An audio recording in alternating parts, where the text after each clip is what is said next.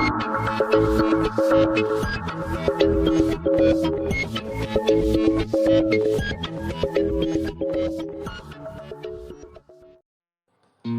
मैं हूं दिग्विजय और आप देख रहे हैं तर्कज्ञान। जिस्ट ए अल्फाज द्वारा युवा कवियों की कविता प्रतियोगिता का आयोजन ख्वाहिश ए कलम नाम से किया गया। इस प्रतियोगिता की कुछ बेहतरीन प्रस्तुतियों को आप इस वीडियो में देखेंगे। धन्यवाद। सुनसान सड़क, अंधेरा और मैं। रात का अंधेरा पसरा हुआ था। पीछे से एक आहट आई, मेरे कदम लड़खड़ा गए, मेरी रूह कांप गई। हिम्मत करके पीछे पलट के देखा तो एक बिल्ली थी। एक सुकून की सांस आई कि कोई आदमी ना था। हर महिला और हर बेटी इस समाज में अब सहम गई है। इस देश की हर बेटी एक शब्द से बहुत डरती है, रेप। किसी की निगाह हम पर ना पड़ जाए, किसी की हवस का शिकार कहीं हम ना बन जाए। जब एक बेटी, एक महिला एक दूसरे के साथ इस शब्द से बचने के लिए लड़ती है तो बहुत शक्तिशाली बनकर बाहर निकलती है। रेप एक ऐसी चीज़ जिस पर कुछ कहने के लिए शब्द हैं ही नहीं। नमस्कार, जी हाँ, मैं हूँ आपके साथ शाइना परवीन। रेप पर जितना भी लिखा जाए, कुछ कह दिया जाए, कम है। लेकिन आज मैंने भी एक कोशिश की है। एक कविता आप सबके नाम। एक और रेप हुआ है, एक और रेप हुआ है। 4 दिन हल्ला होगा, फिर वही किस्सा होगा। कभी दिल्ली तो कभी उज्जैन तो कभी हैदराबाद तो कभी हथरस। कभी दिन के उजाले में तो कभी रात के अंधेरे में, फिर वही माजरा होगा। आखिर कब तक गूंगी ज़बानें खामोश रहेंगी हमारी? कब मासूम लड़कियां सुरक्षित सड़कों पर चल सकेंगी? कब बलात्कारियों को सज़ा दी जाएगी? आखिर कब तक एक लड़की इंसाफ इंसाफ चिल्लाएगी? रेप वो शब्द है जिसकी खबर सुनकर ही हमारा दिल दहल जाता है। हाथ पीले करने की उम्र में वो अर्थी कितनी भारी होगी। वो माँ तड़प कर रो रही थी, उसकी चीखें हम सबको जगाने को काफ़ी हैं। आखिर क्यों हमारे देश की ये कहानी है? रेप वो शब्द है जिसको लिखने में भी हाथ कप कपाते हैं। मैं अभी जीना चाहती हूँ, मैं अभी जीना चाहती हूँ। ये शब्द सोए हुए देश को जगाते हैं। मोमबत्ती जला के हम अपने नागरिक होने की पहचान बताते हैं। एक मशाल लिए बदलाव की हम सब साथ सड़कों पर निकल आते हैं।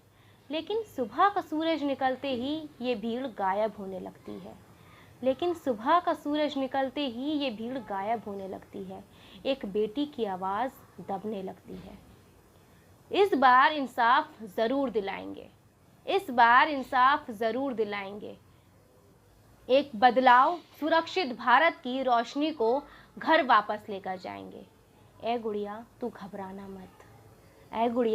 घबराना मत, हम तुझे न्याय ज़रूर दिलाएंगे। आज मेरी कलम मेरे आंसुओं से फिर गीली सी है। एक बेटी के लिए इंसाफ मांगने फिर निकली है। ऐ काश ये आखिरी बार हो। शुक्रिया। वीडियो को लाइक ज़रूर करें।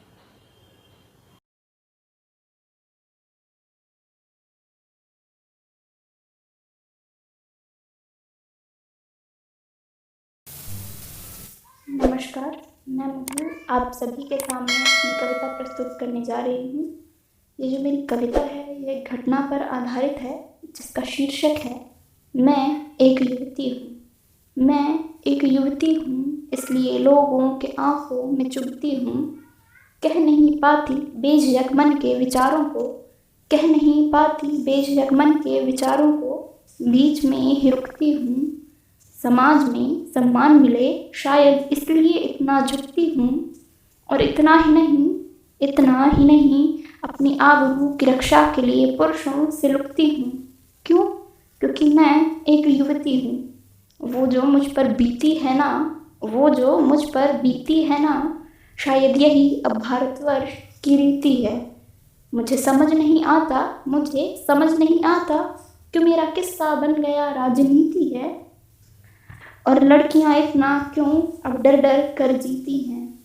अब मैं उस घटना का वर्णन करना चाहूँगी। वो दिन ऐसा आया था मानो लाया कोई काला साया था। पहले तो मेरी जीभ को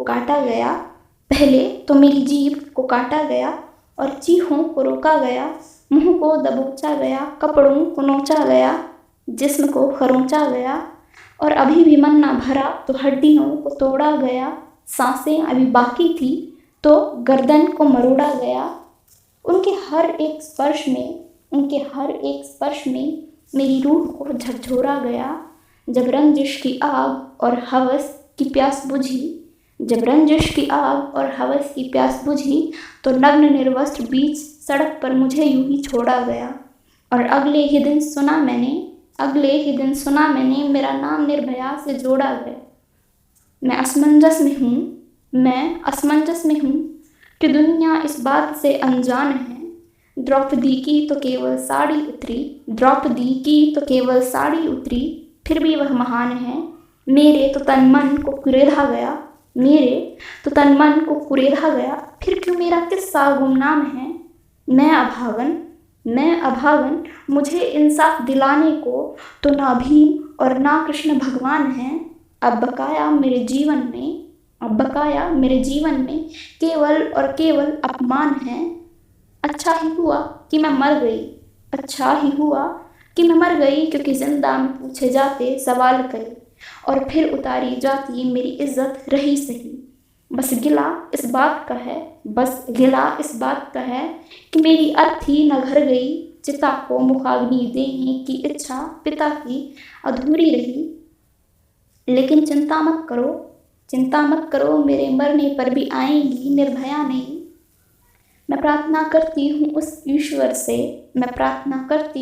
ईश्वर से कि बेशक किन्नर कीट पतंगा बनाना मुझे, कि यहाँ इंसानियत नहीं हैवानियत का वास है। इसलिए औरत के सम्मान का यहाँ हो रहा ह्रास है। धन्यवाद।